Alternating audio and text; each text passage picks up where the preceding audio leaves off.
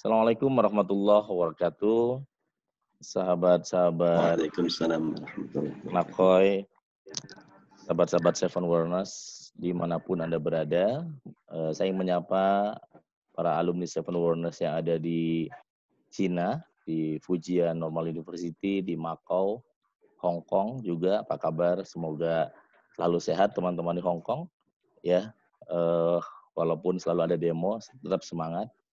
Kemudian teman-teman saya juga di Qatar juga, Dubai, juga sahabat-sahabat saya di Eropa, Inggris, Jerman, dan juga teman-teman yang lagi belajar juga di sahabat-sahabat juga di Timur Tengah. Teman-teman luar biasa hari ini. Tidak lupa juga saya menyapa sahabat saya juga yang ada di Indonesia, teman-teman juga di Malaysia, Singapura, dan juga teman-teman sahabat-sahabat Seven Wellness di Brunei. Semoga kita bisa jumpa lagi di sana. Hari ini saya ingin mengangkat satu tema tentang dalam Seven Wellness adalah yang disebut dengan clearing the mind. Bagaimana kita mendobrak batas-batas pikiran. Teman-teman Seven Wellness, pikiran kita selalu membuat kotak-kotak. Jadi selalu punya kotak-kotak. Kayak misalnya Anda orang tuanya miskin, kakeknya miskin, kadang-kadang pikiran juga membuat kotak bahwa kamu juga akan miskin gitu. Orang tuanya nggak pendidikan, ini kotak juga membuat pikiran, membuat kotak-kotak pikiran. Dan kali ini tamu saya, sahabat saya juga sangat menginspirasi saya juga. Beliau salah satu orang yang berhasil melakukan clearing the mind, berhasil mendobrak batas-batas pikiran. Berasal dari satu daerah dengan saya juga, di daerah Cirebon, yang ternyata walaupun dari kampung di Cirebon, beliau juga pernah menginspirasi atau pernah berkunjung ke tempat-tempat yang sangat lumayan jauh, bukan daerah Bekasi, Cikarang, bukan ya. Tapi ini daerah-daerah yang sangat luar biasa. Finlandia mungkin Anda pernah lihat ya, pernah tahu misalkan ada Inggris, bahkan juga Cina, juga di Mesir dan sebagainya yang nanti bisa dia sharingkan. Hari ini, malam ini kita akan mengupas sebenarnya apa yang beliau lakukan ya. Dan yang pasti sebelum kita bahas itu, kita ingin kenalkan, saya memanggilnya Kang Aceng. Apa kabar Kang Aceng? Assalamualaikum warahmatullahi. Baik, Kang Nakoy. Apa kabar ya? Minal aizin wal faizin ya. Maaf lahir batin. Sama-sama Mas Nakoy. Kang Aceng, silakan sapa teman-teman Seven Wellness yang sedang menyaksikan, Kang. Oke, luar biasa. Saya adalah alumni dari Nakoy Center ya. Saya alumni dengan Mas Nakoy sudah beberapa tahun yang lalu dan alhamdulillah ternyata saya menjadi banyak teman, kemana-mana bertemu alumni, dan karena itu saya kira selamat malam kepada teman-teman yang ada di Inggris, yang ada di Mesir, yang ada di Filipina, yang ada di Cina ya, yang ada di Singapura, ya, yang ada di seluruh dunia barangkali ya. Iya, ya. Mudah-mudahan pada saat tertentu dan di Qatar tadi saya kira. Ya. Jadi Dubai, selamat malam. Dubai juga. Wah, kemana-mana ya. Sayangnya saya belum ke semua negara yang disebutkan tadi, tapi alhamdulillah ada beberapa negara yang Pak Nakoy sebutkan, saya pernah ke sana. Alhamdulillah. Amin. Selamat teman-teman di sana. Ya. Ya, teman-teman, ini beliau Kang Aceng yang kita doakan semoga Allah mudahkan, Allah muliakan, mudahkan segenap impiannya yang sedang dalam pikiran dan hati beliau. Semua impian yang mulia, yang terdekat, yang terjauh, yang mungkin ada sebagian orang mengatakan sulit atau nggak mungkin, tapi di hati beliau semoga mungkin, insya Allah. Amin ya. Sesama alumni Seven Wellness kita doakan, teman-teman walaupun nggak langsung doanya, kita doakan walaupun baru melihat wajahnya, beliau juga bagian dari kita semua yang sama-sama saling menginspirasi. Amin ya. Kang Aceng, ada pertanyaan dari sahabat saya di Ujian Normal University, namanya Mas Ilman. Dia ternyata kandidat master S2. Dan ini sebenarnya dulu dia salah satu apa namanya? Staff saya dulu di Bimbel Altar UIN, terus dia kuliah S2 masuk ke ujian.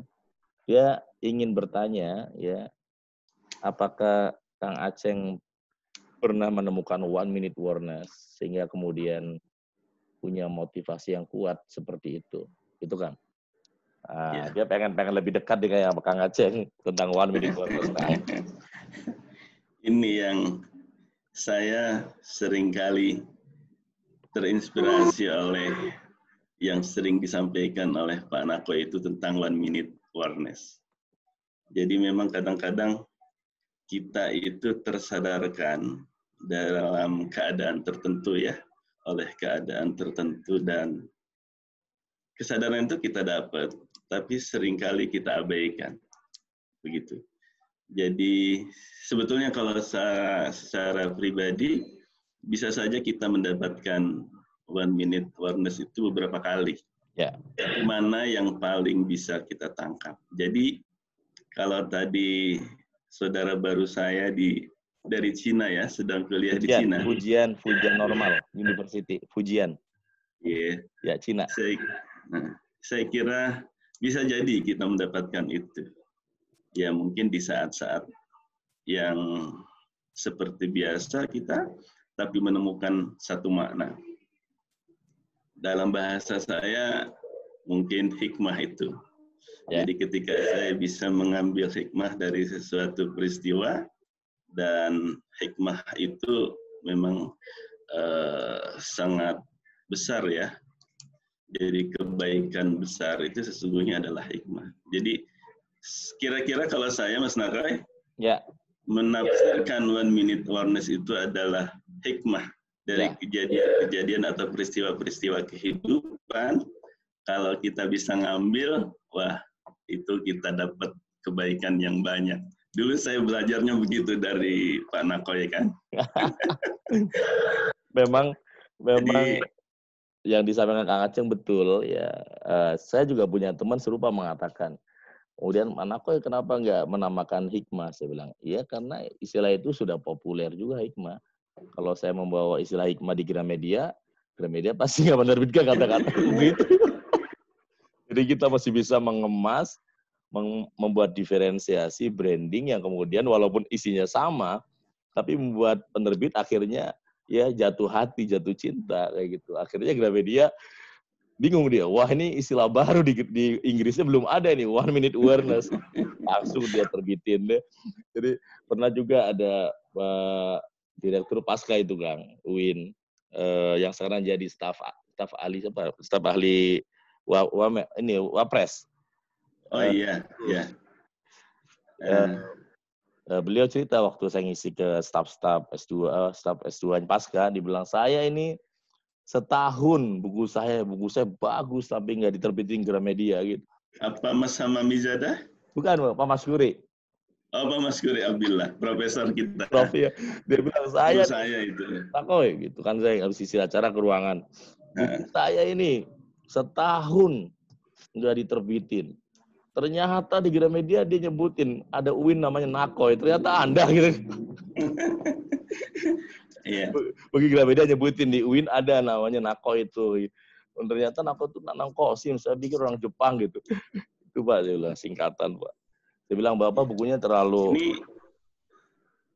Ini baru sedikit aja saya sudah dapat sebuah kesadaran baru ya. Ternyata penting sekali branding. Ya, dulu waktu pertama kali sahabat-sahabat saya, waktu pertama kali ke Gramedia, waktu itu ISQ kan lagi sangat populer, Kang. Kalau ada yang mengatakan kenapa nggak spiritual, saya bilang kalau spiritual saya akan follow ke Pak Ari Ginanjar gitu. Kalau saya bicara Cheng, saya akan follow kepada Pak Renal Kasali. Jadi saya mesti menemukan ikonik yang memang saya branding bertahun-tahun, dan one day itu nggak pernah akan menjadi follower, akan jadi leader gitu, lead. Dan akhirnya semua buku saya selalu ada kata-kata awareness, yang The Heart of Seven Awareness, 1 Minute Awareness, Awareness of Ramadan. Sehingga branding itu akhirnya di Google itu automatically kebangun. kalau orang bicara Ceng, Renal Kasali, bicara spiritual, Ari Ginanjar, bicara keuangan, Tung Desem. Branding itu suka nggak suka kebangun. Akhirnya ketika Rumah Kesadaran, Nakoy gitu. Akhirnya branding itu yang tadi sampai di UIN tadi, para dokter-dokter itu akhirnya juga mereka akhirnya dapatin sesuatu kan. Kalau kemudian saya nggak bisa bangun branding, pasti agak sulit masuk ke lini seperti itu. Jadi sahabat-sahabat Nakoy itu juga penting sekali ya teman-teman yang great. Dan Kang, ada saya tadi baca juga waktu kecil tadi di Kang Aceh ini pesantren di Cilimus di Kuningan ya? Iya, di Kuningan. Jadi jalan kaki itu memang sengaja, memang karena nggak ada kendaraan atau memilih jalan kaki atau memang karena apa nih Kang? Ini yang Mas Nakoy kayaknya senang sekali mengungkap masa lalu ini. Iya. Jangan-jangan karena punya kesamaan masa lalu ya. Iya. Saya itu dulu kan mondok di pesantren Miftahut Thalibin. Pondok itu sebetulnya masih keluarga besar. Jadi saya kepada kiai-kiai di sana itu masih ada hubungan mbah gitu atau uwa. Mereka para pimpinan pesantren karena ada beberapa dan di hierarkis keluarga tua. Jadi saya dititipkan di sana. Tidak banyak santrinya, paling banyak itu ya 300, kadang-kadang di bawah itu. Dan yang mondok rata-rata usia MTS atau SMP. Saya itu mondok di Miftahut Thalibin, tapi sekolahnya di SMP Negeri Cilimus. Mungkin ada alumni kita juga yang dari SMP Negeri Cilimus. Saya kira ya selamat bergabung kita dengan Mas Nakoy ini yang penuh kesadaran ya. Jadi saya dulu memang kan ada dokar ya. Kalau di Kuningan itu ada dokar ya, ada kereta kuda lah. Itu kalau pagi itu suaranya aja kan sepatunya itu kedengaran enak ya. Plok, plok, plok, plok, plok gitu ya. Dan saya itu ada di samping dokar itu ya. Saya terus ikut jalan gitu. Ya. Angkot belum terlalu banyak, saya kira bukan angkot juga namanya, tapi angkutan pedesaan. Karena dia setelah desa Timbang ke sana itu makin kampung ya, makin kampung. Dan itu kira-kira saya kira mungkin 5 kiloan ya. Dan saya jalan pagi, berangkat ke sekolah dan juga pulangnya. Saya di pondok itu yang paling unik Mas Nakoy. Ya. Tapi ini rahasia sebetulnya, tidak mau saya ceritakan. Ya sarapan kan nyiapin sendiri, masak di kastrol itu. Tapi itu penuh kenangan, asik ya. Usia SMP, pagi-pagi masak untuk sarapan, itu kan asik sekali.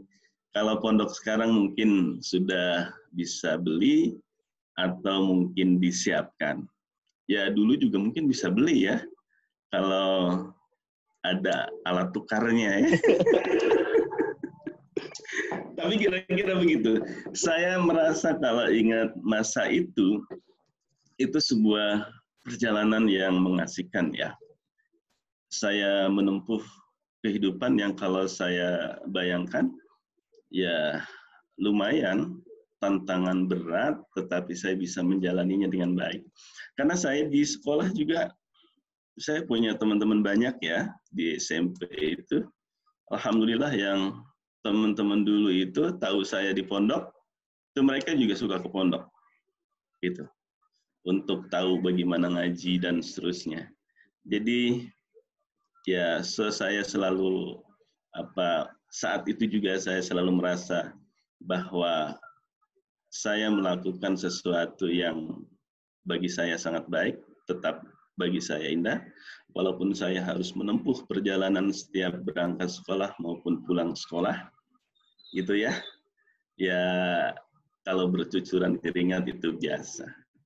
Dan saya merasa itu sebagai basis kekuatan saya saat ini dalam menghadapi sebuah perjalanan yang lain bisa jadi lebih terjal atau lebih banyak yang harus saya selesaikan. Saya kira gitu, Kang Nathan. Ya, thank you Kang Aceng. Jadi sahabat-sahabat aku memang kalau dalam Seven Wonders itu apa yang diceritakan Kang Aceng itu kenapa Jepang kemudian Cina menyukai kaligrafi yang namanya pohon bambu. Itu Anda makan ke restoran Cina. Dalam buku Seven Wonders saya tulis karena ternyata bambu itu pada 2 tahun pertama nggak pernah nongol gitu. Sementara pohon mangga, pohon paya atau pohon lain sudah sangat tinggi. Ketika ada petani bertanya kemana 2 tahun ini pohon bambu, ternyata dia bangun akar ke dalam gitu. Jadi dia akar ke dalam sedalam mungkin karena pohon bambu. Dia tahu bahwa dia akan paling tinggi Kang, tapi akarnya kuat gitu. Nah itulah yang tadi Kang Aceh ceritakan. Jadi pesantren, pendidikan agama itu seperti pohon bambu. Jadi buat sahabat-sahabat saya, orang tua juga ya, boleh kita kuliahkan anak kemanapun, ya, ke ujung dunia pun, tapi mesti punya akar yang kuat. Kalau nggak punya akar yang kuat, dia bisa mudah seperti pohon yang akarnya ringan, langsung dia bisa terbawa, terinfluence oleh milieu yang ada. Mungkin dia milieunya seperti apa, ke bawah juga. Nah ini yang dicontohkan pendidikan pesantren ini memang seperti akar yang kuat, yang kemudian ya akhirnya walaupun dia ke luar negeri, mungkin sekolah di luar negeri kemanapun, peristiwa-peristiwa itu nggak bisa terhapus oleh yang sesaat. Terbukti apa yang tadi Kang Aceng ceritakan, walaupun sudah sangat lama, dari bunyi dokarnya masih ingat. Ya kan? Jadi ini nostalgia gue ini asik ya. Jadi pondok saya itu bukan yang modern sama sekali. Memang dia pesantren salafiyah yang dari metode pembelajarannya juga belum sama sekali mengenal klasikal gitu. Jadi saya memang ngaji itu ya lesehan di masjid begitu. Kemudian kalau wudhu itu bukan pesantren besar, wudhu itu di kolam besar, dan kita wudhu di situ, mandi di situ, nyuci juga di situ. Walaupun agak ke sana sedikit itu ada kali, dan ke sananya ada pemandangan bagus sebetulnya Gunung Ciremai. Dan saya memang menjalani mondok itu, kalau sekarang saya ingat, itu sebetulnya kayak tadi itu mungkin sedang menanam biar akarnya tumbuh ke bawah.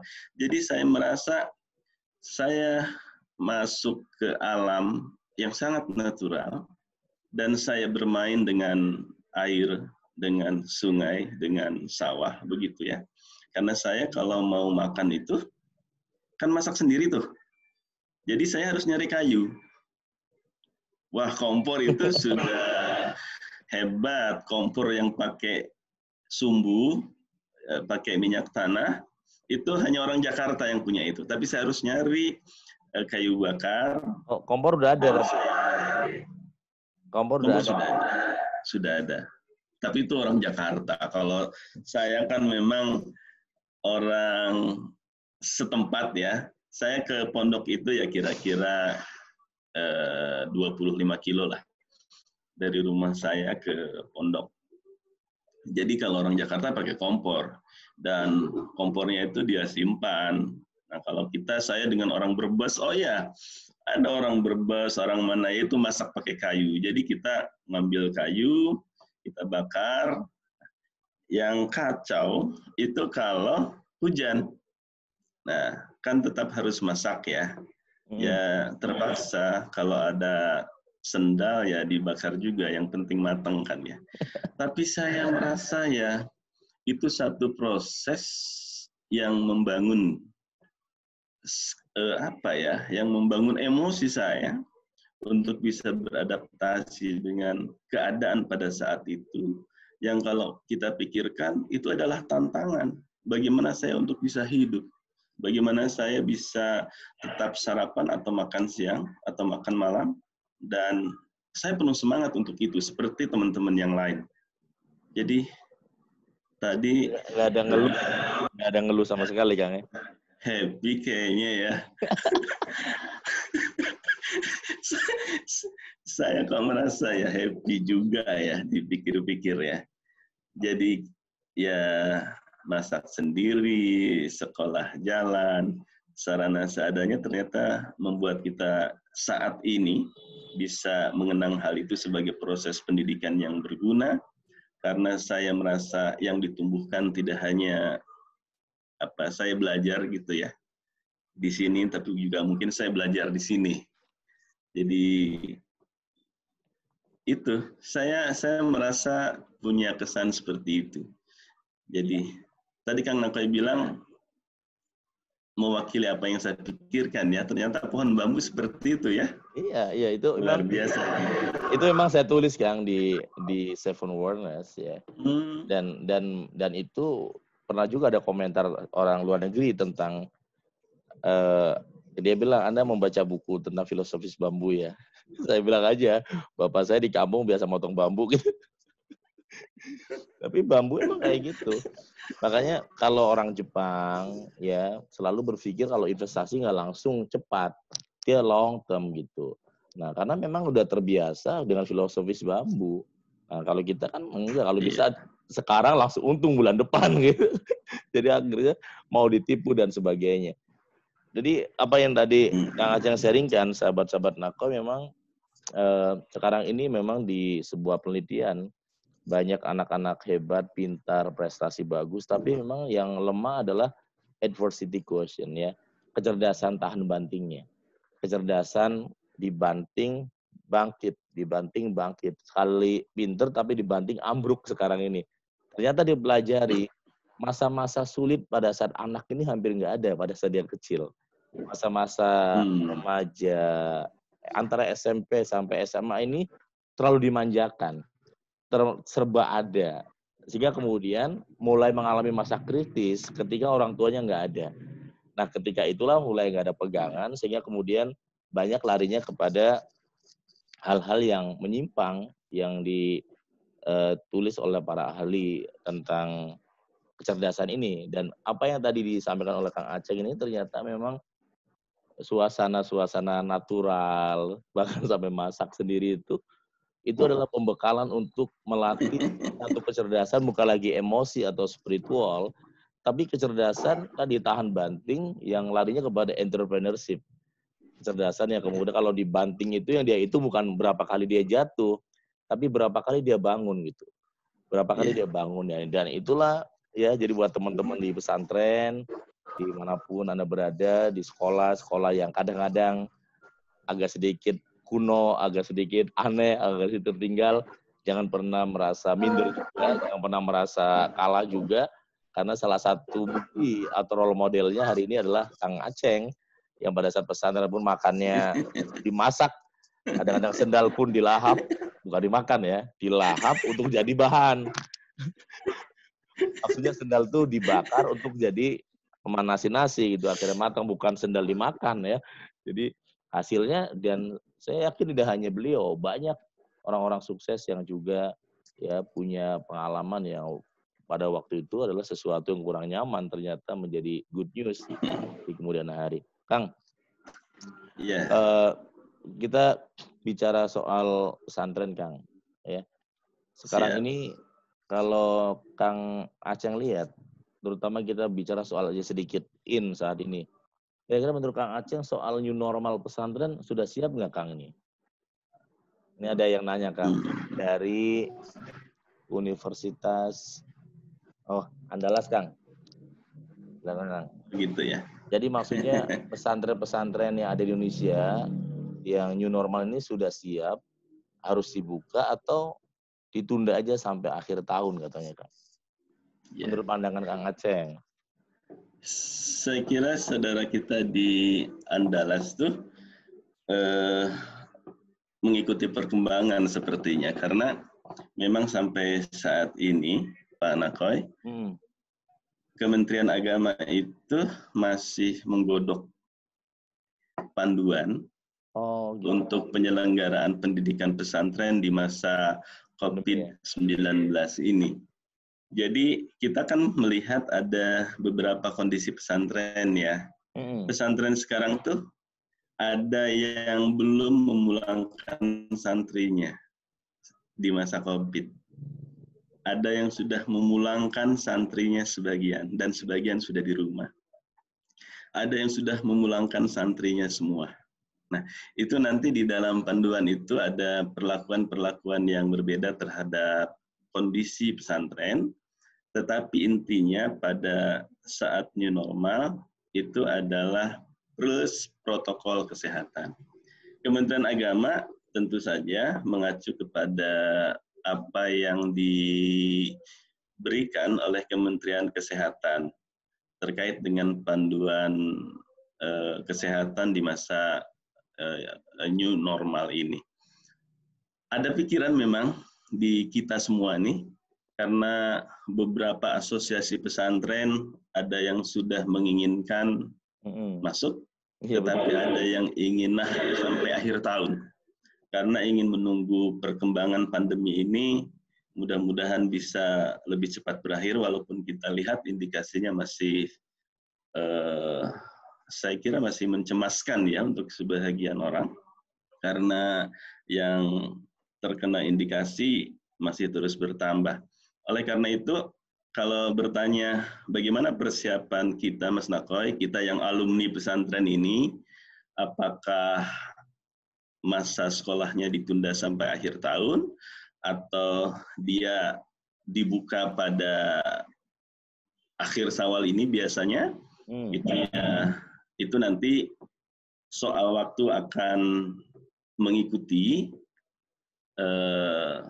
otonomi pesantren masing-masing untuk mengatur kapan pembelajarannya, tetapi kita tentu saja akan menerapkan, menghimbau agar protokol kesehatan di lembaga pendidikan pesantren itu bisa diterapkan. Begitu kira-kira. Jadi ketatnya itu pada konteks implementasi protokol kesehatan selama masa pandemi ini. Cuma masalahnya Mas Nakoy, pondok itu kan luar biasa ya.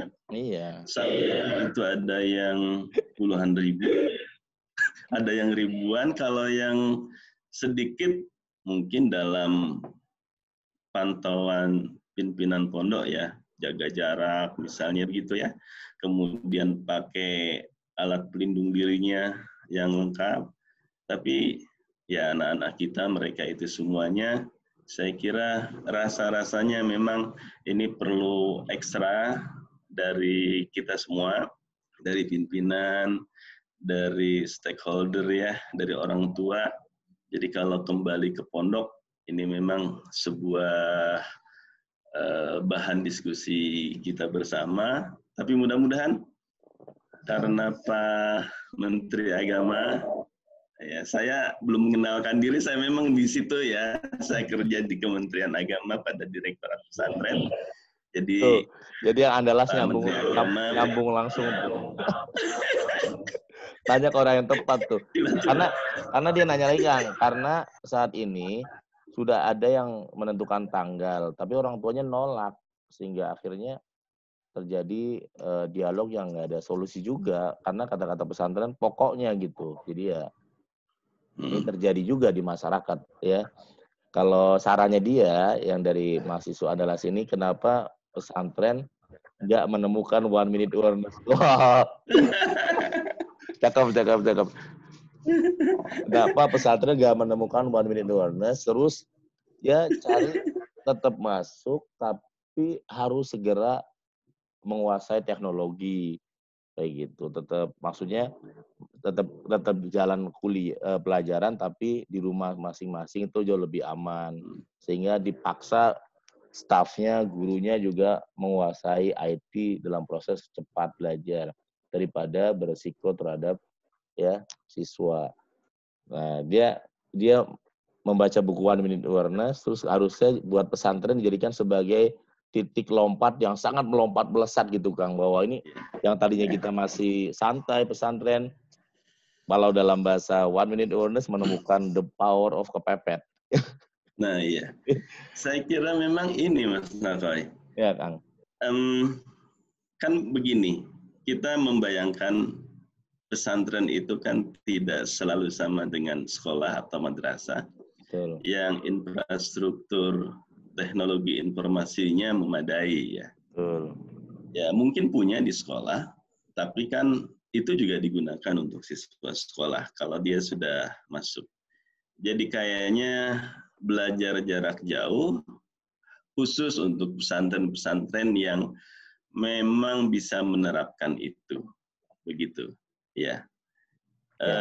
Itu yang memang kita harapkan. Kalau anak-anak itu sudah dipulangkan ke rumah masing-masing dan belum berangkat, memang alangkah baiknya itu kalau pondok tidak meminta mereka untuk kembali dulu. Lebih baik kan bisa belajar jarak jauh, atau bisa aja kan ditugasin, misalnya udah hafalan sekian juz begitu, atau hafalan alfiah sekian bait begitu kan, atau tolong baca kitab ini sampai hatam di ustadz terdekat misalnya, dan itu bisa distorkan toh pada titik ini banyak yang sama ya, kita kan suka setoran ya. Iya. Kalau di pesantren itu.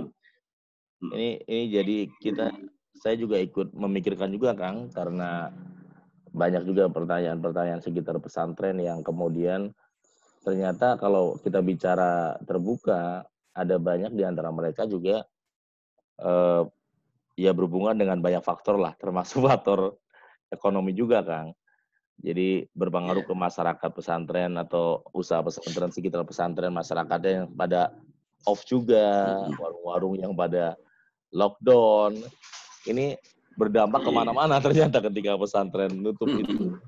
Tapi menurut saya juga sepakat dengan sahabat saya tadi dari Padang.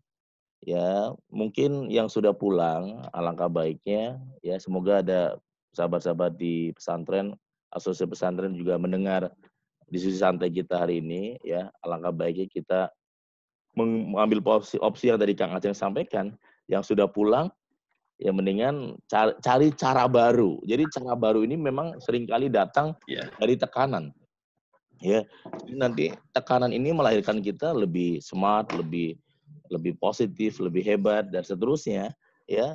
Dan ini menjadi sebuah peluang untuk pesantren. Itu ya dari Andalas ya. Kalau nggak puas cari aja Kang Aceh itu di Kemenang. Tapi jawabannya sudah pas ya. Jadi kalau di Padang ya, kalau di Padang sudah melakukan protokol kesehatan ya kita ikhtiar aja lah udah bismillah kepada Allah. Tapi kalau bisa ya kalau masih bisa belum berangkat ya alhamdulillah ya teman-teman luar biasa. Ini juga terjadi di Bogor, di Jawa juga Kang. Mulai orang tua antara yes or no. Tapi kalau dibuat angket, saya lihat angket itu hampir 80% orang tua nggak setuju Kang sebenarnya. Iya, kan begini Mas Naka. Jadi Kementerian Kesehatan itu melihat begitu dalam satu rapat terbatas, dia bilang kalau pesantren ini dipersilahkan masuk sesuai jadwal awal belajar, itu dikhawatirkan menjadi titik penyebaran baru ya, gelombang kedua. Saya kira khawatir sekali. Di antara kita semua menjadi khawatir dengan itu. Adapun analisis Mas Nako tadi bahwa kemudian sangat mempengaruhi dinamika sosial ekonomi setempat, saya kira memang sangat berpengaruh ya. Namanya juga santri datang ke satu tempat, ya pastilah ya, dia jajan di warung, di koperasi, dan sebagainya. Bahkan ke pondok juga dia bayar SPP, dan lain-lain, dan lain-lain. Jadi sekarang ini memang terjadi seperti itu. Kalau pondok-pondok kecil, saya kira sebut aja kita ada TPQ, TPA, begitu ya, madrasah diniyah. Itu kan mereka nggak sekolah, lalu mereka bilang ya saya nggak usah bayar syahriah kan.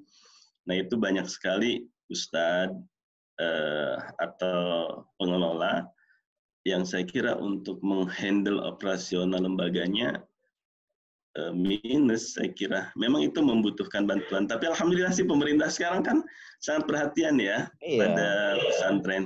Ya, betul. saya kira mudah-mudahan. Mudah-mudahan ya. Jadi kita Mm-mm. percayakan ke pihak pemerintah dan juga para kiai-kiai semoga bisa mengambil keputusan yang terbaik ya. Keselamatan santri-santri jauh lebih penting daripada apapun ya, semoga ya. Dan Kang, kita bahas tentang kekuatan bangun jaringan Kang, networking. Di dalam buku Seven Awareness, sahabat-sahabat yang luar biasa, salah satu cara mendobrak membangun jaringan adalah mengubah kebiasaan di menjadi me. Yang biasa disapa menyapa, ya, ditraktir mentraktir, ya, dilayani melayani. Itu ternyata berdampak kepada membangun networking, membangun jaringan. Contohnya ada seorang sahabat saya yang dia naik pesawat Kang, dari naik sampai turun nggak pernah menyapa sebelahnya Kang. Karena kebiasaannya adalah disapa. Kemudian dia ikut pelatihan Seven Awareness, dia praktekkan, setiap dia naik pesawat, dia mulai menyapa, rubah di menjadi me. Dia mulai nyapa, ngobrol, ternyata dari menyapa ini melahirkan rezeki, networking, peluang, kesempatan berharga. Dan banyak di antara kita yang membiarkan network itu hambar biasa-biasa aja, karena kita ada di comfort zone, pengennya disapa. Nah, ini mungkin Kang Aceng boleh sharing ya. Kang Aceng kalau saya baca ini kekuatan dari networking-nya terutama ketika aktif di Ma'arif ya Kang. Ya, ketika di Ma'arif ini kemudian Ya, saya yakin ya salah satu yang dilakukan oleh Kang Aceng adalah bukan di tapi me, ya, bukan dilayani tapi melayani. Dan akhirnya Allah memberikan jalan berkahnya kemana-mana tadi sampai ke Mesir dan sebagainya. Boleh sharing nggak Kang? Betul nggak yang saya sampaikan soal di dan me Kang? ya. Itu pertanyaan kalau apakah betul di sama me? Ya, kalau guru One Minute Awareness saya kira sudah melakukan teoritisasi yang pas ya, yang awalnya kita nggak mengerti jadi lebih mudah dimengerti. Saya kebetulan satu guru kayaknya dengan Mas Nakoy. Jadi dulu itu saya sering ketemu Prof. Nazaruddin Umar. Oh, Beliau itu kan dalam banyak kesempatan itu selalu bilang, gitu. Kita harus mengembangkan networking. Kita harus, pokoknya networking penting, networking penting, networking penting. Gitu. Ya, itu sebetulnya branding juga. Itu kan silaturahmi ya. Ya. Jadi saya memang merasakan dan dalam masa-masa saya aktif di Ma'arif 10 sampai 15 tahun saya kira. Di awal-awal itu saya punya teman, Mas Jamjami, saya kira kenal juga Mas Nakoy. Kang Jam Jami Kamis Saya ada Gede. teman, ya, ada Pak Muksin Ibnu Juhan, ada Pak Mas Duki Baidawi ya, iya. Dan teman-teman di sana banyak, Pak Mas Duki Baidawi yang sekarang sama dengan Pak Prof. Mas Kuri Abdillah di Wapres ya. Jadi di Ma'arif itu benar-benar kita, seluruh pengurus itu membuka jaringan. Jadi kemana-mana. Ya, salah satu contohnya waktu itu dengan Pak Dr. Endang Turmuzi, yang beliau dulu Sekjen PBNU, salah seorang peneliti di LIPI ya. Ya, itu membuka jaringan kita. Jadi satu saat kita pernah bekerja sama dengan Hans Sedel Foundation. Itu dari Jerman, tapi berkedudukan di Indonesia. Kita membuat proposal. Ketika itu kita ingin terlibat dalam penanganan dampak tsunami ya. Ada sekolah-sekolah yang menjadi korban tsunami dan seluruh infrastruktur komputernya rusak begitu, dan ternyata kita dengan NGO itu kemudian cocok akhirnya kita melakukan pelatihan komputer. Jadi pada saat tsunami, di mana semua masih berpikir tentang keadaan yang harus diperbaiki, kita sudah mulai pelatihan, cukup menghibur. Itu antara lain, menurut saya, antara lain karena kita menebar tadi. Biasanya kita dihubungi, kita menghubungi, dan memang dapat. Gitu. Dan ketika kita menyapa teman-teman di Aceh, kita kolaborasi dengan guru-guru di sana, begitu. Itu kan kita biasanya ditolong. Kita menolong, kita membantu, begitu. Dan kita jadi saudara di sana. Dan terbuka memang peluang berikutnya. Akhirnya kami dianggap berprestasi, kami dianggap berhasil untuk menyelenggarakan pelatihan itu. Dan ini kemudian berkali-kali kami kemudian dihubungkan kembali. Itu dengan NGO yang dari beberapa negara, dengan NGO yang lain, yang sama-sama dari Jerman atau dari negara lain. Jadi memang saya kira nya itu punya implikasi positif tidak hanya satu kali. Jadi kita melakukan sekali, kita akan mendapatkan hal baru, hal lain, hal yang lebih baik berkali-kali. Gitu. Makanya saya sempat ke Cina itu, ada training pendidikan di sana, dibawa oleh Hans Sedel itu ke Cina. Saya kira itu sudah ke sebuah rencana waktu itu untuk pengembangan pendidikan vokasional. Jadi dibawa ke Cina, kami keliling, saya lupa, tapi yang saya ingat di Beijing begitu, itu dibawa ke satu sekolah. Kalau di kita SMK, di sana berasrama, dan besar sekali, dan kita menjadi tahu bahwa pendidikan vokasional di sana itu lebih kuat daripada pendidikan umum. Dan kita ketemu dengan Ibu Wali Kotanya bahwa dia mengatakan masyarakat kota sini begitu sangat tertolong oleh sekolah vokasional ini, sehingga bisa diisi seluruh peluang kerja, bahkan menghasilkan produk-produk yang itu meningkatkan pendapatan daerah. Nah itu saya kan dapat ya, habis Aceh, kemudian kita dapat apresiasi, kemudian kita nyambung lagi dengan yang lain. Jadi ya networking kira-kira sambung menyambung, saya kira akan terus sambung menyambung, dan ya saya rasa dalam banyak hal saya kira seperti itu. Alhamdulillah sih saya kira. Alhamdulillah ya kan. Jadi sahabat-sahabat Seven Warners ya, silakan Anda coba aja mulai dari rumah ya. Di menjadi yang biasa disapa oleh tetangga sekarang mulai menyapa. Mulai nyapa aja. Apa kabar Bu? Apa kabar Pak Ustadz? Apa kabar? Dan dari situ aja mulai terjadi opportunity ya, peluang-peluang yang nggak pernah terduga.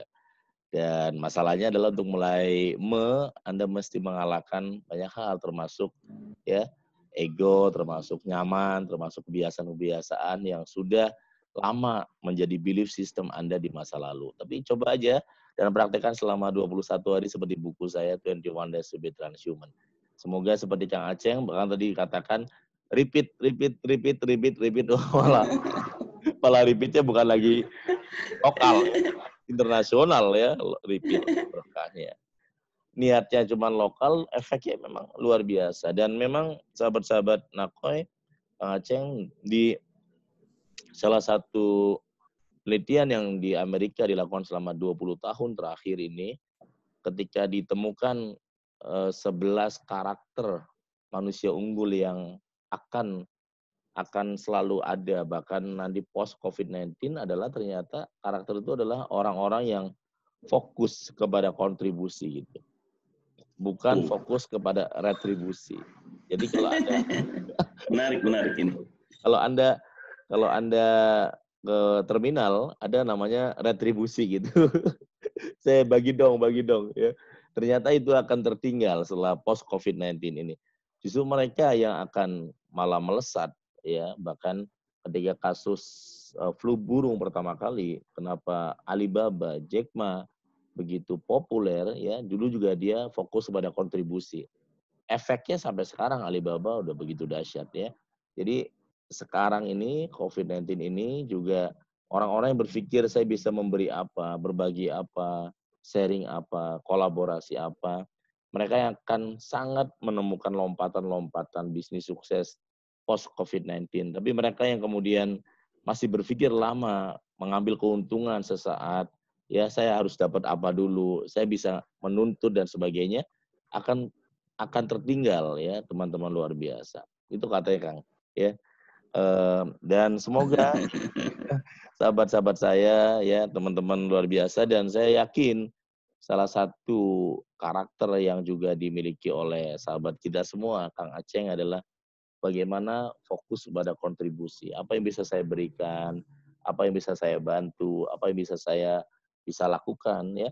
Itu semua akhirnya memberikan berkah-berkah yang nggak pernah terduga, termasuk kepada keluarga. Ya, ada yang nanya nih Kang dari mahasiswa, wah deket nih, Unswagati. Oh, tetangga. katanya Kang ini dia kata rektor saya, katanya muridnya Panakoy. Oh, Dr. Mukarto. Ini ada yang nanya kata Pak Rektor saya, beliau katanya muridnya Panakoy. Pernah ikut Seven Wellness dengan Dr. Asad, Direktur Permata Cirebon, Rumah Sakit. Oh iya, salam. Waalaikumsalam. Iya. Oh, dia memberitahu rektornya alumni Seven Wellness kan. Ya, nanti mampir insya Allah. Ya, dia pertanyaannya saat ini dari kekuatan memberi atau menolong atau fokus pada kontribusi, dampak rezeki yang ke anak-anak apa, Kang? Maksudnya mungkin dia pengen tahu anak-anak Kang Aceng ini sekolahnya di mana, kuliah di mana, dan itu bagian dari kita fokus pada kontribusi. Itu Kang. Saya namanya Lina Kang, ya, masih Lina dari Unswagati. Lina ya. Mbak Lina, saya juga dari Cirebon loh Mbak Lina. Tuh kenalan tuh.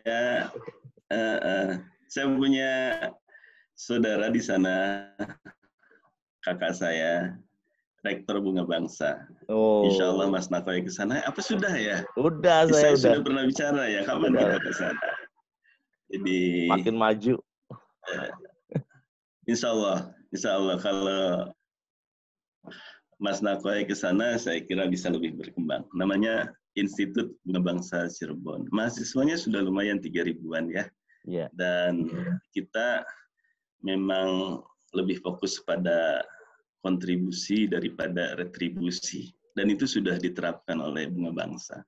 Yeah. Jadi perkembangan yang saya kira fantastik untuk sebuah sekolah tinggi, begitu, dalam masa perjuangan kisaran 20 tahun, sudah bisa membangun sendiri, kemudian insya Allah manajemennya sudah berbasis IT, mahasiswa sudah tidak lagi ketemu admin ya, tapi dia sudah ada counter untuk membuat surat, mengecek nilai dan sebagainya, dan sebagian pembelajaran sudah dibiasakan di rumah jarak jauh. Jadi ketika ada COVID sudah terbiasa. Ya, dan itu kita awalnya memang untuk bagaimana membangun sekolah itu kita mencarikan beasiswa kan. Beasiswa dari pemerintah daerah, beasiswa dari Kementerian Agama. Misalnya ada beasiswa tahfiz, maka kita umumkan. Uangnya yang diterima mereka gunakan untuk sekolah. Demikian juga dari Kementerian Agama atau dari pemerintah. Jadi memang fokus pada kontribusi itu luar biasa. Tapi saya memang, itu lembaga ya. Kalau secara pribadi memang harus banyak belajar. Ada hal yang disampaikan Mas Nako itu memang berat ya.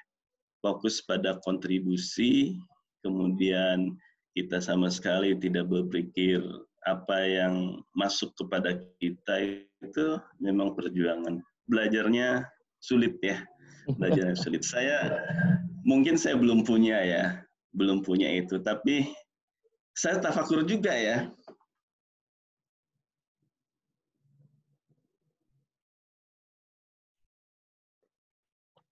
Halo Kang?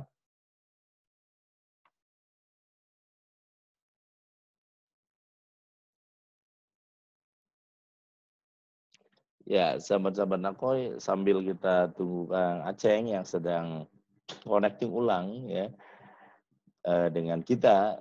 Jadi orang-orang sukses itu memang salah satu, Kang.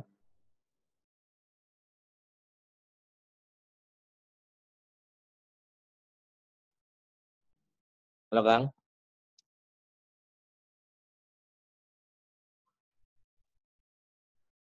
Oh, kenapa tadi ya? Sempat berhenti ya? Berhenti Oke. wifi-nya. Tapi alhamdulillah tuh Mas Nakoy. Saya merasa itu sebuah keajaiban kali ya. Oh, wifi-nya. Anak saya, halo. Ya Kang. Ya, anak saya yang kedua juga sama, Mas Nakoy. Mungkin harusnya kan saya nabung dulu sekarang nih.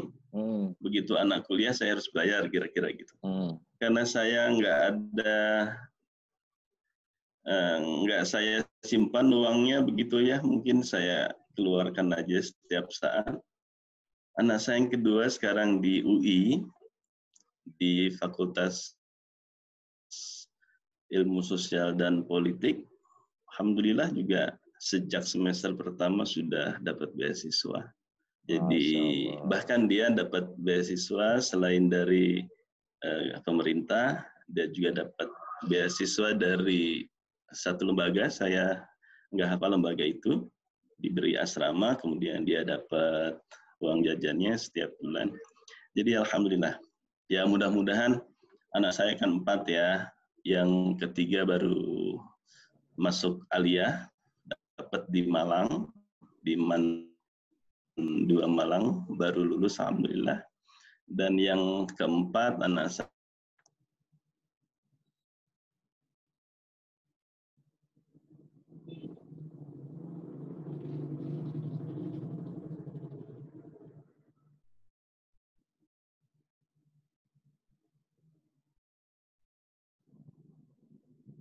Ya Kang.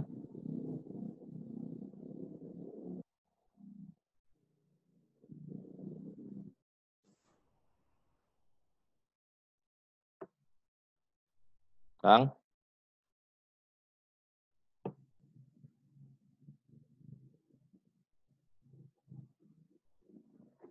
Halo.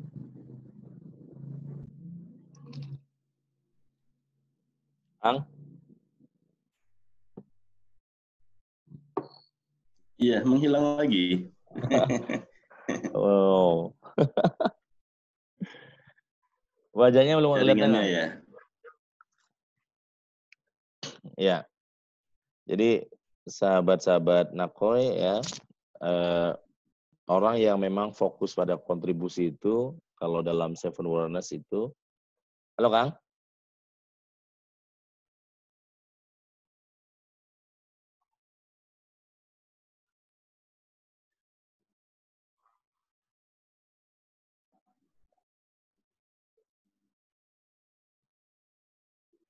Halo.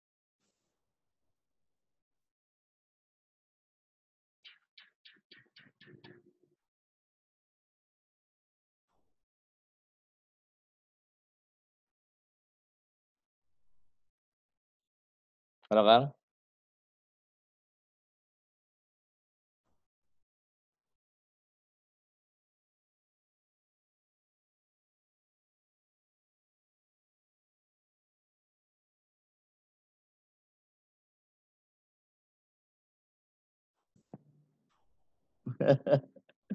Halo Kang? Halo?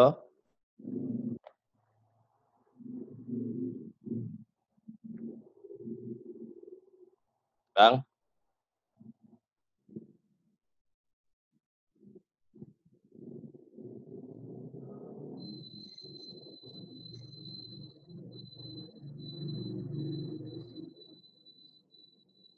Halo?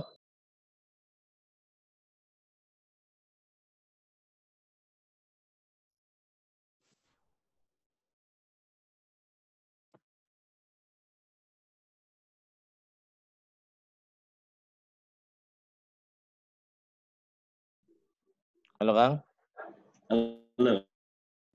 Kang? Jelas nggak, Kang?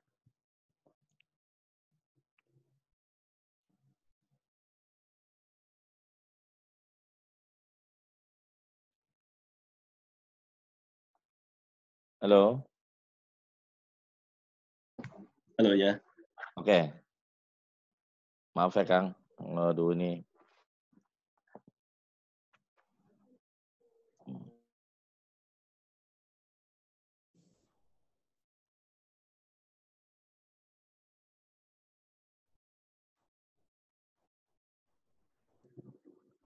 Halo, Kang?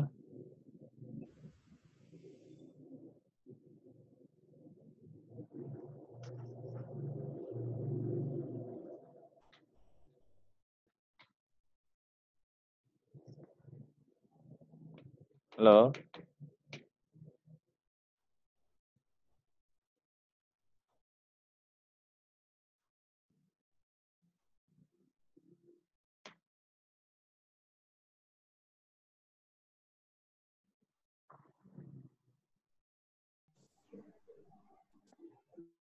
Kang? Ya, standby saya.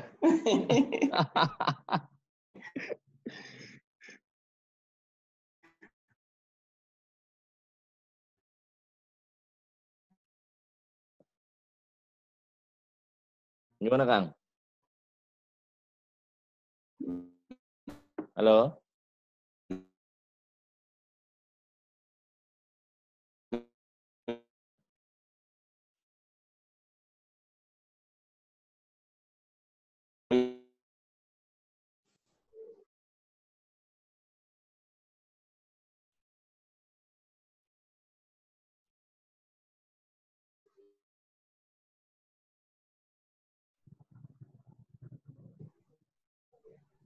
Tuh, Halo, Kang?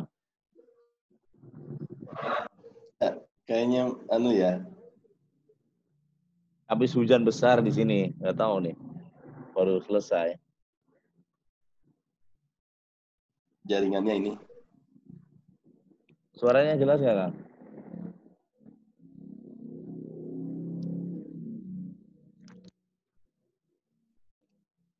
Tadi angin juga ya.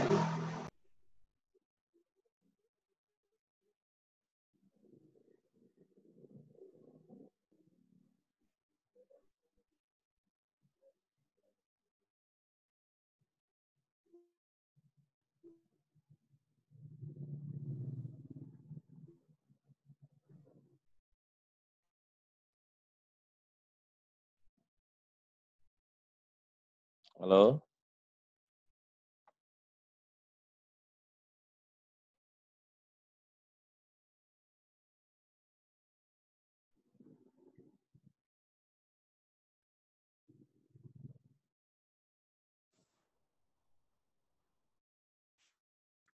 Kang?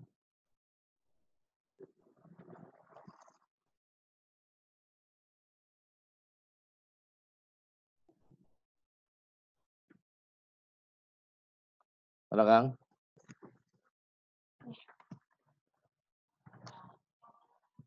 Nggak usah, Kak.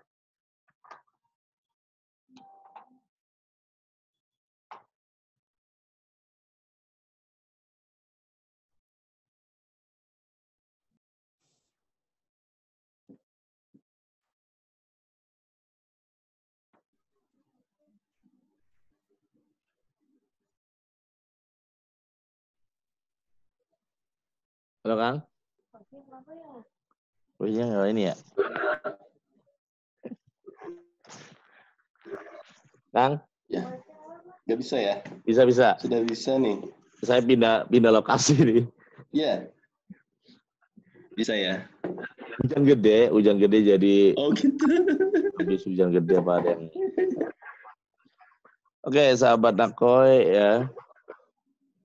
Tadi kita lanjutkan ya di sesi-sesi terakhir ini, teman-teman luar biasa ya.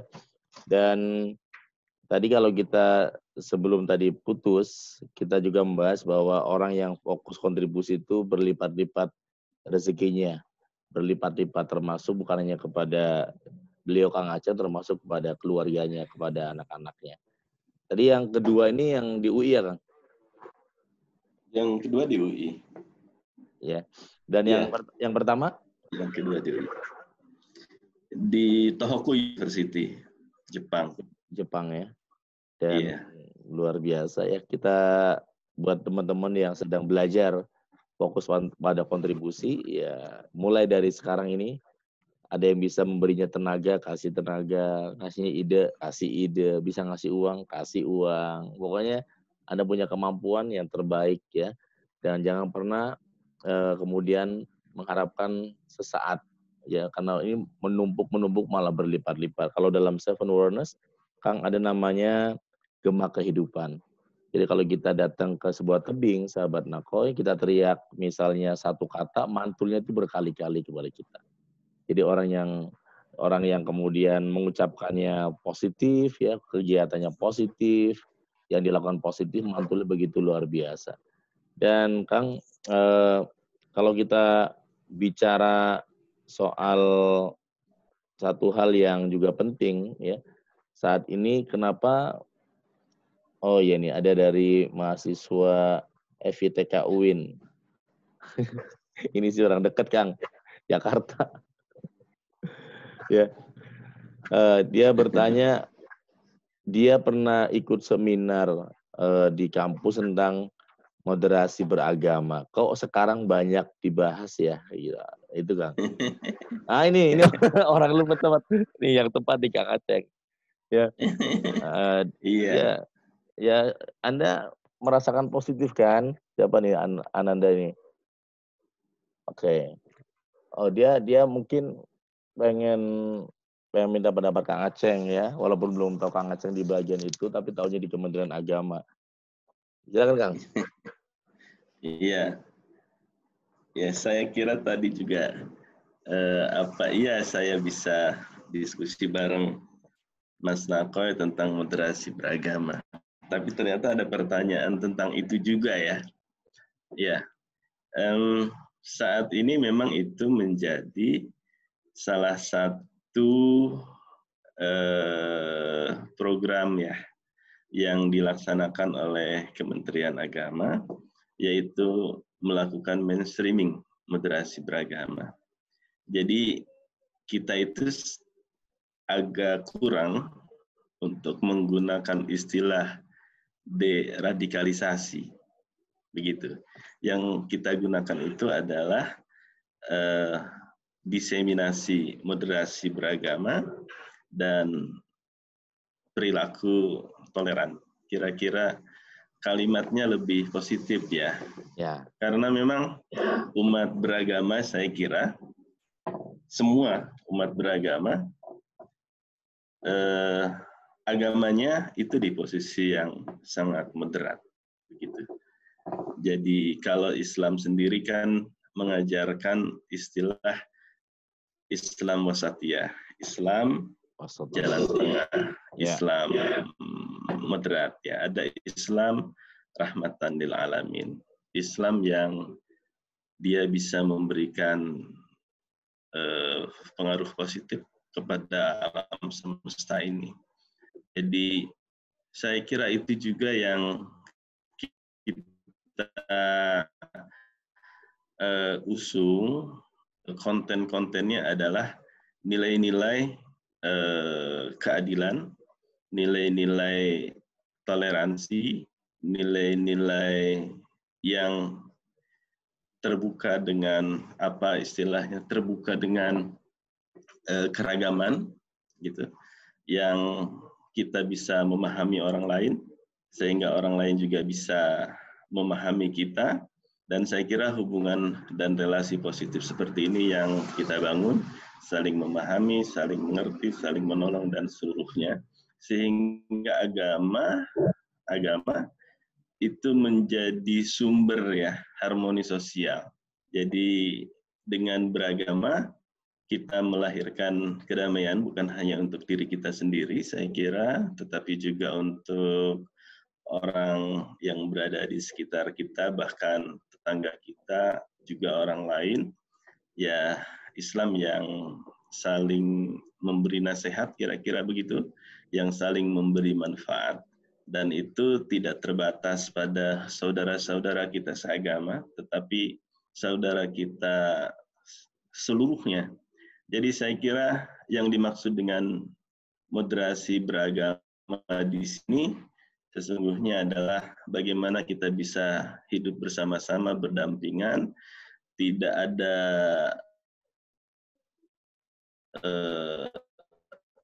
eksklusivisme pada diri kita, begitu.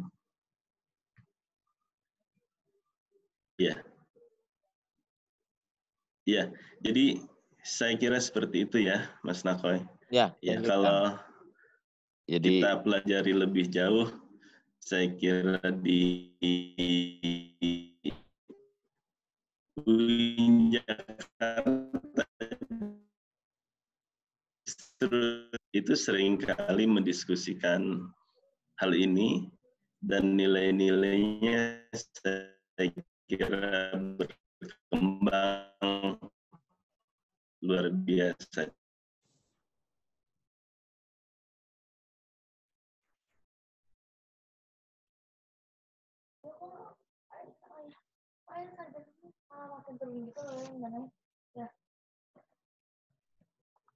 Kang?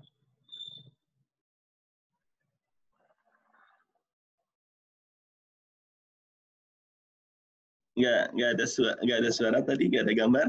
Halo Kang? Ya, halo. Ini? Ya, ya. Jelas Kang? Putus-putus.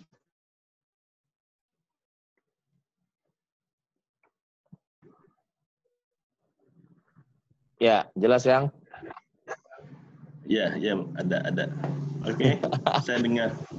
Ya, jadi malam ini tantangannya luar biasa, yang biasanya nggak pernah gini ya.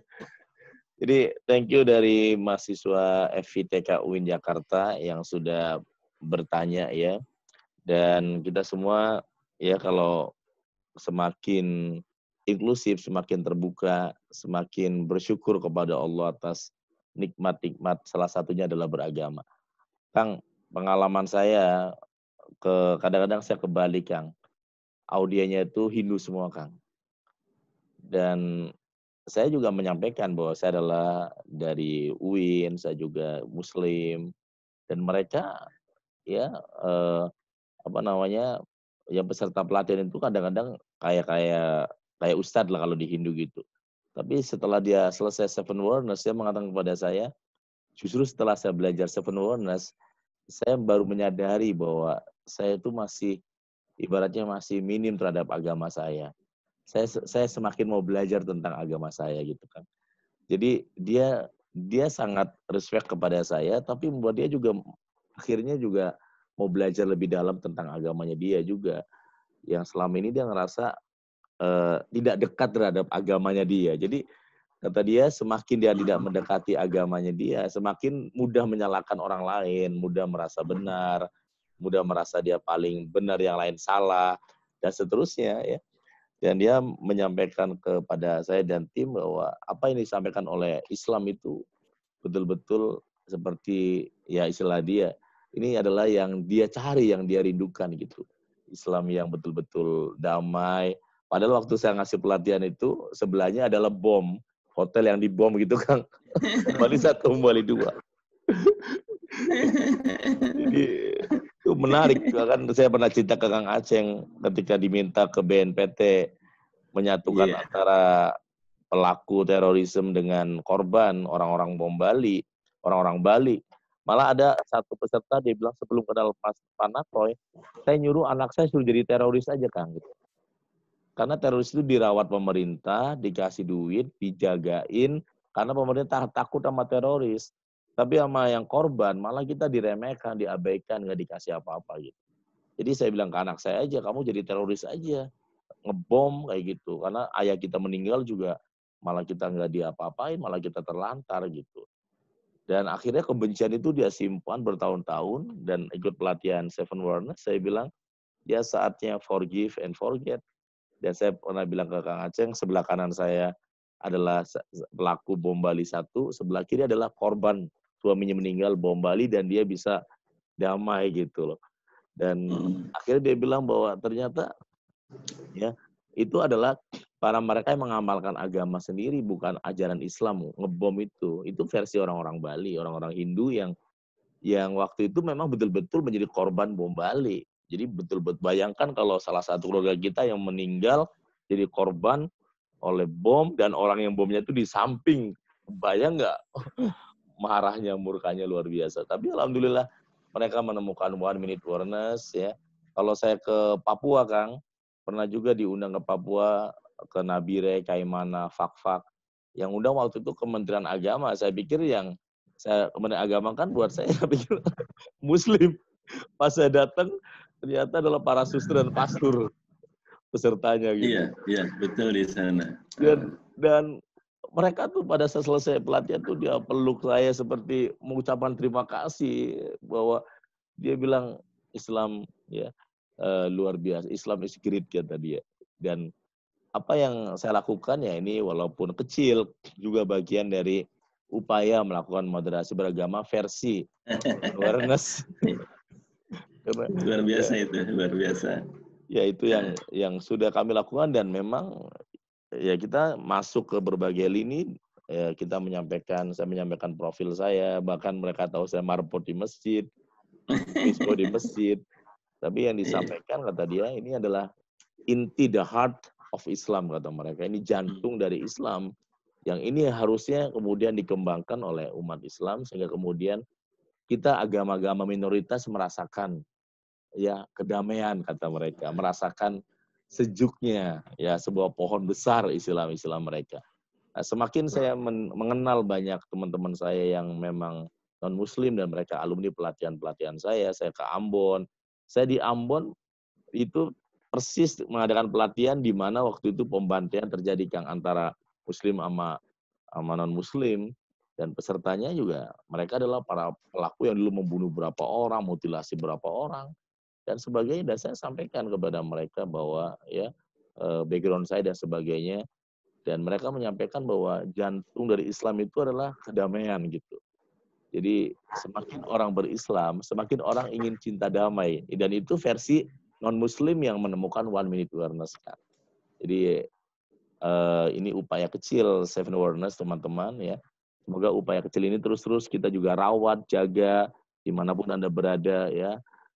Semakin berislam, maka semakin mengajak perdamaian kepada diri sendiri, perdamaian kepada sesama, perdamaian kepada dunia, sehingga suatu saat kita wafat ya, kita menjadi orang yang tidak hanya disegani, dikagumi oleh hanya sama satu seagama kita, tapi juga mereka, saudara kita yang non-Muslim, juga merasakan kehilangan sosok sahabat, sosok teman, sosok inspirasi, sosok pahlawan yang selama hidupnya memang selalu mengembangkan kedamaian. Gitu ya, Kang? Iya, bagus sekali itu ya. Saya merasa bagus sekali ini. Saya hanyut itu dalam narasi moderasi beragama yang agak berbeda ya. Iya, itulah saya menarik ini. Kayaknya ini perlu didiseminasi ini di lingkungan Kementerian Agama. Ya, karena true story Kang, pengalaman langsung. Iya. Kayaknya perlu mungkin ya kita dengan teman-teman di lingkungan Kementerian Agama dengan bahasa Mas Nakoy ini luar biasa saya kira, karena ya Muslim dari perspektif luar ya mengatakan bahwa kita ini adalah agama damai. Jadi semakin beragama harusnya semakin mampu menebarkan kedamaian. Ya memang kalau kesan itu sudah muncul dari saudara-saudara kita di sana, mestinya kita juga ya harus mampu juga saudara-saudara kita yang sekarang ini ya lebih ke beragama itu ya terbuka ya. ya inklusif lah kira-kira begitu.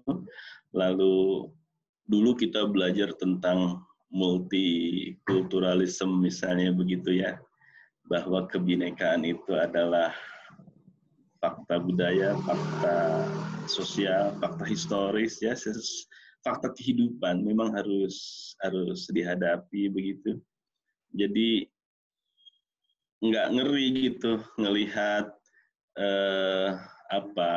ekspresi keagamaan yang mungkin tidak pernah kita bayangkan, seperti Mas Nako cerita kegiatan di Bali, cerita tentang Islam yang damai, tetapi nggak jauh dari situ di mana terjadi peledakan. Itu sangat dramatis ya, saya kira.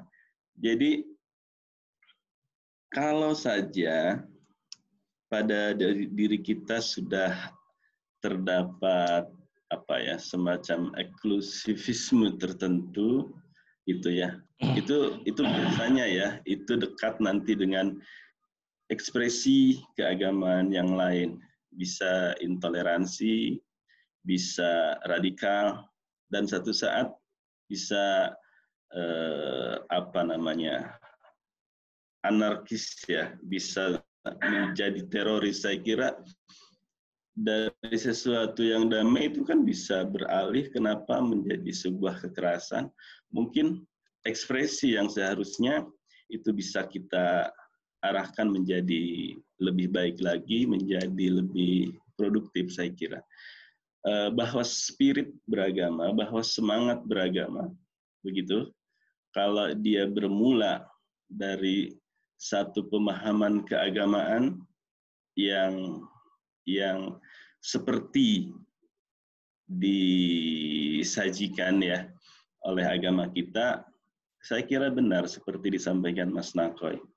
Makin beragama bisa mengekspresikan perilaku yang indah, pikiran yang indah, begitu, dan orang-orang lain itu juga akan merasakannya. Tapi ini memang agak dalam jadinya ya. Jadi kayak kita bicara filsafat gitu ya. Kayak kita sedang menggali aspek spiritual dari agama. Saya kira memang di situ memang titik temu agama. Ya, karena ranah spiritual ya. Karena gini Kang, pengalaman saya ini dalam membantu teman-teman beragam, bahkan saya bertemu dengan orang-orang yang ekstrim, teroris, yang dia merasa dia benar. Kemudian setelah dia menemukan 1 minute word, saya ada beberapa testimoni yang saya simpan itu di YouTube dan sebagainya. Dia bilang, bapak saya meninggal aja, ibu saya wafat aja, saya ngebom aja saya nggak pernah nangis. Saya mutilasi orang berapa orang aja saya nggak nangis. Tapi saya dapat 1 minute awareness, kita ini hancur semua kata dia. Jadi keyakinan kita yang sudah bertahun-tahun kita bangun, oleh Panako itu dalam 1 menit habis semua. Kita jadi orang yang nggak terbayang. Kita nih, bapak saya bahkan saya mau bawa pistol, saya bawa golok berantem sama bapak saya, karena bapak saya dia hormat kepada bendera Indonesia. Buat saya itu kafir, buat saya itu bapak nggak benar. Dan bapak saya marahin saya waktu itu mau berantem. Bahkan ibu saya wafat waktu lihat saya di penjara pun saya nggak pernah merasa saya salah. Dia pernah melahirkan saya, tapi dia bukan bagian dari saya lagi. Tapi setelah saya dapat 1 minute awareness, saya ingin datang ke makam ibu saya. Saya betul-betul mau berubah, dan itu testimoni mereka, orang-orang yang sahabat-sahabat yang ekspresi beragamanya versi mereka yang kemudian ternyata memang ada sisi lembut hati dia yang nggak tersentuh oleh 1 minute awareness. Nah inilah PR oleh para sahabat-sahabat ustadz, para teman-teman, para kiai, para tokoh-tokoh agama. Apa yang disampaikan itu sampai di level mana? Apakah sebatas hanya kognitif, atau memang dari hati yang kemudian bisa menyentuh hati mereka dan berubah kenyataannya. Saya pernah diberikan satu kelas, 30 orang adalah para pelaku teror, bom Bali 1, bom Bali 2, JW Marriott, kemudian dan mereka ada yang bisa ngerakit bom, menghancurkan satu gedung 10 lantai, dan mereka mengatakan bahwa kami sampai sebelum ikut pelatihan, sampai sebelum ketemu Panako, kita merasa ini pemerintah salah ngumpulin kita, nggak ada manfaatnya gitu. kita ngumpul di sini dijaga oleh Intel semua di sini, ya nggak ada manfaatnya. Mereka akan minta tolong kita untuk jadi bagian dari pemerintah. Salah besar kata mereka, ya. Tapi dia bilang kepada kami dan kepada teman-teman BNPT bahwa pada saat kami sadar betapa salahnya kami dalam menafsirkan agama versi kami gitu. Ternyata dia bilang nafsu itulah yang kami bawa gitu loh. Dan itu pengalaman yang memang true story yang subhanallah berkah bertemu dengan teman-teman yang dengan wajah-wajah yang garang, merasa benar, tapi setelah dia menemukan one minute awareness, nangis paling kenceng, Kang. Malah pada sujud, pada nyeselnya luar biasa. Saya boleh tanya kan di sini? Boleh, Kang.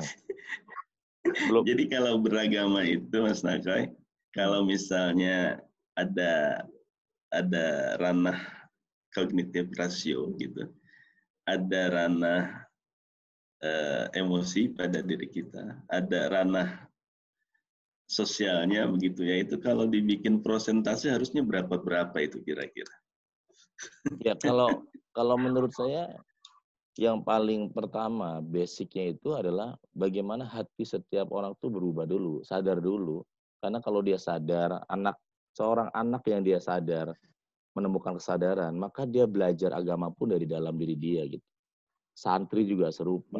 Tapi kalau belum sadar, ya sulit karena hatinya belum terbuka kayak gitu. Nah, kan setiap anak punya memori, pengalaman traumatik berbeda-beda. Ada yang memang dia dipaksa belajar agamanya, ada yang macam-macam dia. Nah, ketika ini belum selesai, persoalan ini belum rapi, kalau dalam seven awareness, clearing the mind, dia belum clearing the mind, dia belum menjernihkan pikiran dia di masa lalu, maka ini akan menjadi penghambat dia, sehingga informasinya yang kadang-kadang ini bisa simpang siur ya.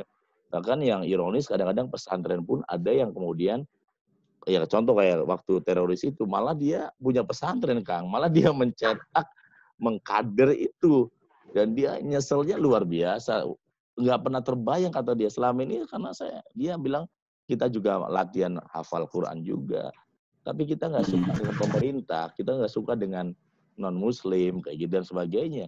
Jadi itu dia akhirnya berubah total. Nah pengalaman saya melihat bahwa kalau kemudian kita pelan-pelan ya, kita mulai ya mungkin rombak atau kita sama-sama mulai berpikir ulang bahwa setiap orang ini kan ada sisi-sisi yang bisa disentuh, Kang. Setiap anak-anak ya, bahkan anak-anak kita aja kalau mau dia menemukan one minute awareness, belajarnya lebih luar biasa dahsyat dari dalam diri dia.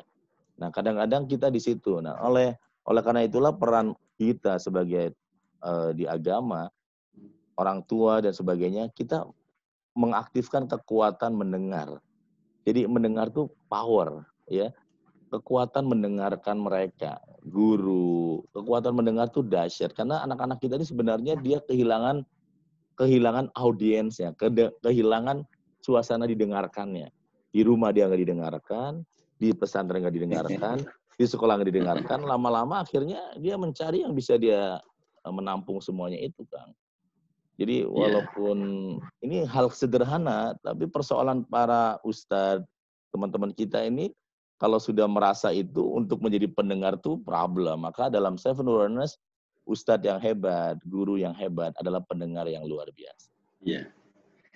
Thank you, Kang. Iya, saya berbagi pengalaman ini. Saya itu dulu ketemu Pak Kiai Najid ya, almarhum Pak Najid Mukhtar. Ya. Begitu. Beliau itu kan sering ceramah, sering khatib. Tapi pernah pesan kepada saya, gitu. Jangan selalu jadi khatib. Sewaktu-waktu ada kosong Jumat dan dengarkan khatib bicara. Saya kira ini yang disampaikan Mas Nakoy sama sepertinya dengan apa yang disampaikan Kiai Najid. Jadi seringkali kita memang menjelaskan agama secara doktrinal begitu ya, dengan narasi yang tidak membuka pikiran kita dan hati kita secara bersama-sama, kira-kira begitu ya. Nah, sehingga ini menyebabkan ada pemahaman keagamaan kita menjadi kira-kira menjadi sempit. Saya kira pemahaman keagamaan yang dangkal, pemahaman keagamaan yang sempit, yang tidak memiliki horizon-nya, tidak memiliki cakrawala yang luas, memang tidak punya spektrum yang luas akhirnya begitu ya. Karena dia hanya dibatasi oleh pemahaman dirinya sendiri yang belum tentu dengan ilmu tentu ya, belum tentu dengan ilmu. Saya pernah ada satu kesempatan ya ngumpul bicara santai begitu di Jombang dalam sebuah acara, itu ada di antara tamu itu ada Prof. Imam Suprayogo, mungkin Mas Nakai pasti kenal, beliau mantan rektor itu ya. Iya. Bilang begini. Jadi ada agama, ada ilmu agama, begitu. Mungkin ini yang bisa kita elaborasi lagi. Kata beliau, kalau agama itu lebih fokus pada bagaimana seseorang itu meyakinkan agamanya, begitu, sehingga tumbuh semangat agama yang semangatnya itu dari hari ke hari makin tinggi. Nah, dan ini satu saat akan punya ekses. Oleh karena itu dibutuhkan juga ilmu agama. Jadi, kalau ilmu agama, maka dia kemudian akan mendapat perspektif baru, akan ada wawasan baru, dia juga menjumpai perbandingan-perbandingan ajaran yang dia yakini itu. Jadi saya kembali pada guru-guru kita memang dulu di kampung. Jadi trilogi iman, gitu, kemudian ilmu dan amal itu memang tidak bisa dipisahkan.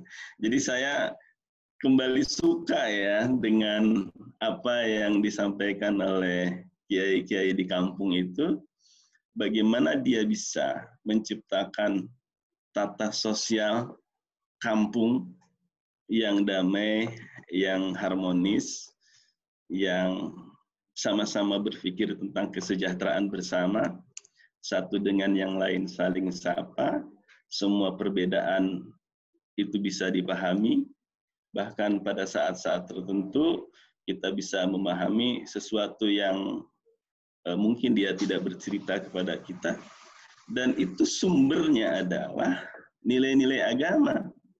Jadi mungkin begini Pak Nakoy, memang kita harus punya narasi agar agama ini bisa disampaikan kepada audiens yang mencerahkan, gitu ya. Ya, dia juga harus disampaikan dengan penuh kearifan. Dia disampaikan dengan penghayatan dan integritas.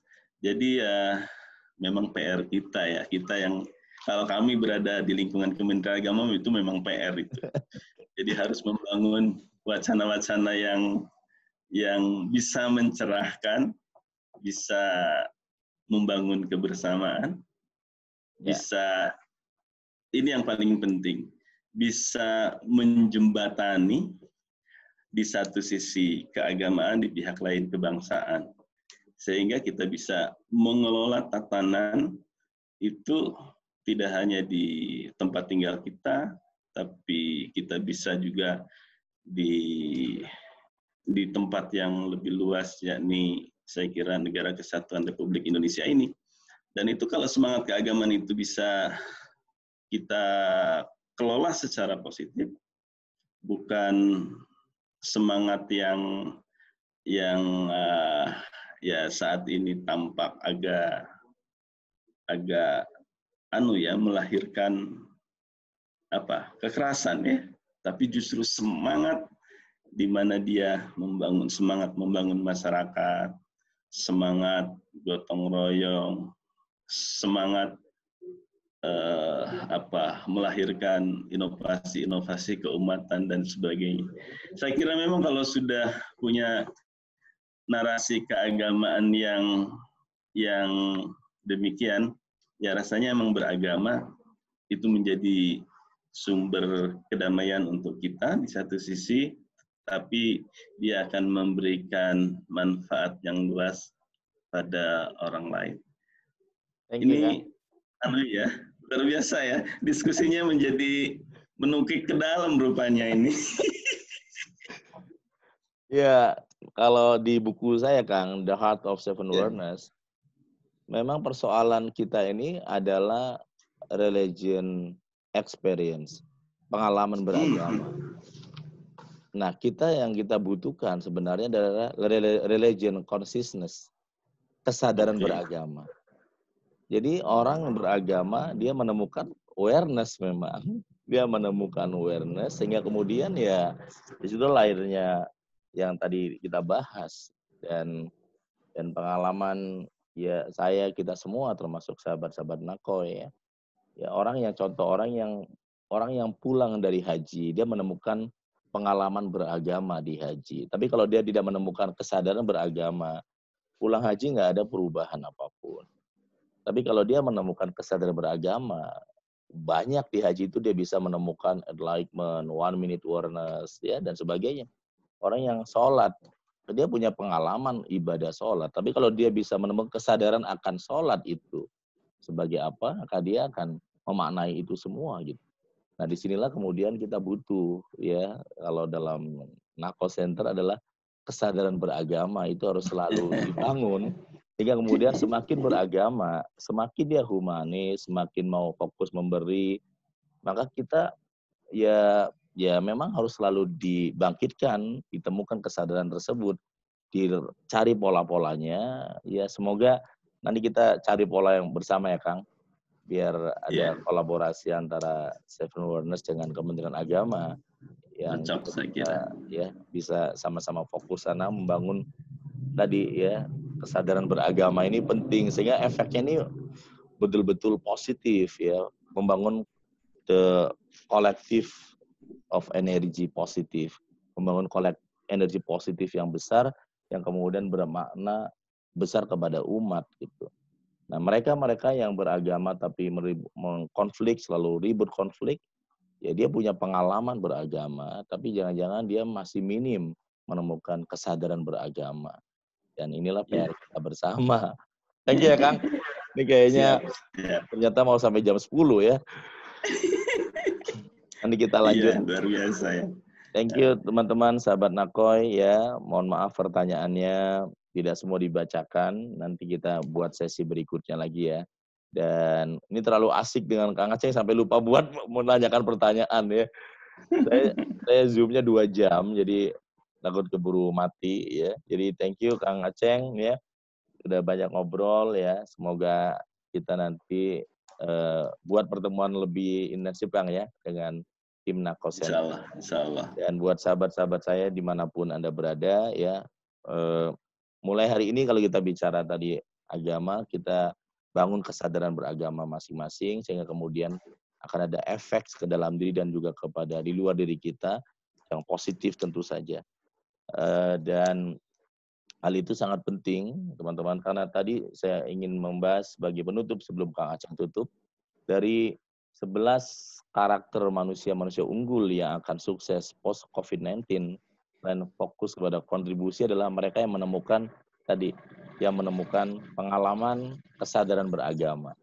Yang kemudian ini ya kita kumpulkan, kita gali, dan semoga kita dorong semakin banyak mereka itu yang kemudian menjadi role model semakin beragama, semakin membawa kedamaian untuk umat beragama, baik tidak satu agama dengan kita.